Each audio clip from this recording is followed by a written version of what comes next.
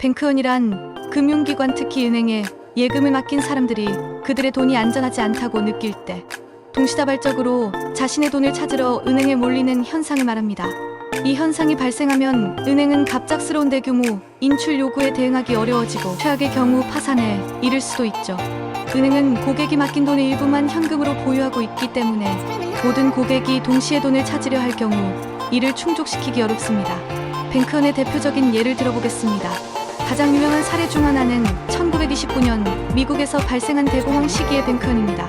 대공황의 시작과 함께 많은 사람들이 경제에 대한 불안감을 느꼈고 그 결과 자신의 예금이 안전하지 않을 것이라고 생각해 은행에 몰려들어 돈을 인출하기 시작했습니다. 은행은 이런 대규모 인출을 감당할 현금이 충분하지 않았고 많은 은행이 파산했습니다. 이러한 뱅크런은 경제에 더욱 심각한 여파를 불러왔으며 이는 결국 미국 정부가 은행 시스템을 보호하기 위해 연방에 설립하게 만든 계기가 되었습니다. 뱅크런을 방지하기 위한 여러 대책이 있습니다. 가장 효과적인 방법 중 하나는 예금자 보호 제도입니다. 예금자 보호 제도란 은행이 파산하더라도 정부나 관련 기관이 일정 금액까지는 예금자의 돈을 보장해주는 제도입니다. 이는 고객이 자신의 돈이 안전하다고 느끼게 해 뱅크런을 사전에 예방할 수 있는 장치입니다.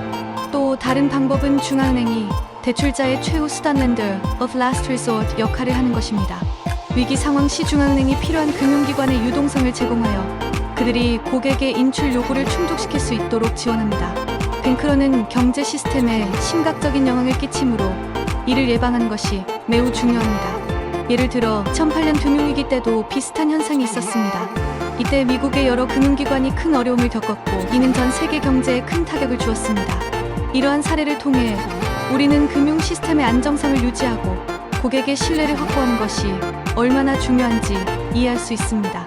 따라서 정부와 금융기관은 뱅크런 같은 현상을 방지하기 위해 다양한 장치와 시스템을 구축하고 있습니다. 그러나 이러한 장치와 시스템에도 불구하고 뱅크런은 여전히 발생 가능성이 있습니다. 예를 들어 소셜미디어나 인터넷의 발달로 정보가 급속하게 퍼질 수 있어 작은 루머나 불안감이 큰 뱅크런으로 이어질 수 있습니다. 이를 방지하기 위해서는 정부와 금융기관이 지속적으로 금융 시스템의 안전성을 검토하고 고객과의 소통을 강화하는 등 적극적인 노력이 필요합니다. 동시에 예금자 스스로도 자신의 재정 상태를 잘 파악하고 무분별한 정보에 휘둘리지 않는 현명한 금융 행동을 취하는 것이 중요합니다.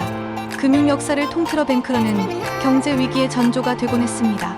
이를 방지하기 위해 국제적으로도 여러 제도적 장치가 마련되어 있지만 실제로는 금융 소비자의 인식과 행동이 더욱 중요합니다. 각국의 정부와 중앙은행이 뱅크런의 위험을 줄이기 위해 안전망을 구축하고 있으나 은행 건전성에 대한 투명한 정보 제공과 금융 리터러시, 교육의 강화 역시 필수적입니다.